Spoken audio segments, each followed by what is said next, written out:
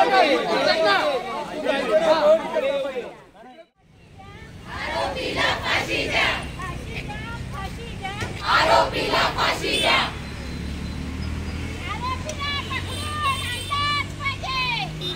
अख्खी रत्नागिरी त्यात सामील होणार आहे। अख्खी रत्नागिरी बंद करू पण त्या नरात आम्हाला उभा चिरून टाकू आणि ते होणार आणि त्याला पोलिसांच्या हाती द्यायचं। पोलिसांच्या हाती काही नाही पब्लिकच्या ताब्यात द्यायचं आणि पब्लिकच्याच ताब्यात द्यायचं। त्या नरात आम्हाला जी शिक्षा द्यायची ती आम्ही देऊ। पोलिसांनी यात काही मी 2 मुली घेऊन आहे।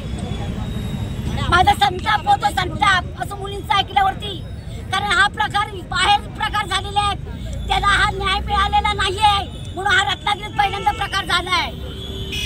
माझी या रत्नागिरीतल्या प्रत्येक महिलेला आज जी घटना घडली त्या संदर्भात माझ्या रत्नागिरीतल्या प्रत्येक घराघरातल्या महिलांना हीच कळकळीची विनंती आहे की तुम्ही जागृत व्हा आणि आमच्या ह्या निषेधाला तुम्ही सहकार्य करा। आपण सरकारने सांगितलेल्या थाळी वाचवा, दिवे लावा, ह्या सगळ्या गोष्टीला तुम्ही सगळ्यांनी सहकार्य केलं आहे।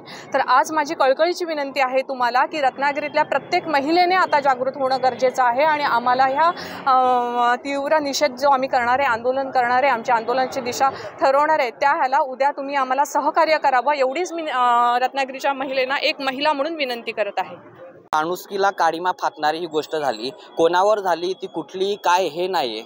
एक स्त्री आहे जी माझी बहीण असू शकते, माझी मुलगी असू शकते किंवा माझी आई असू शकते, तर ही जी घटना आहे त्याच्या निषेधात आज आम्ही इथं जमा झालो आहे। याच्या विरोधात मी हेच म्हणू शकतो की प्रत्येकाने आपल्यातली जी माणुसकी तिला जिवंत करून या घटनेच्या निषेधात आपण न्याय मागण्यासाठी, दाद मागण्यासाठी, प्रशासनाला जागं करण्यासाठी आपण सर्वांनीच प्रयत्न करायला हवं। आमच्या सुरक्षेसाठी आम्ही काय करावं? एकतर ड्युट्या कराव्या, रात्री उशिरा घरी जावं, तर आम्ही काय करू? ड्युट्या करायच्या की आम्ही ह्या लोकांच्या बळी पडायचं? आम्हाला सेफ्टी तरी द्या, नाहीतर अगदी हॉस्पिटल बंद करा, पण आम्हाला सेफ्टी हवी। एकतर त्या गुन्हेगाराला शिक्षा द्या, नाहीतर फाशीला चढवा, पण आम्हाला सेफ्टी हवी।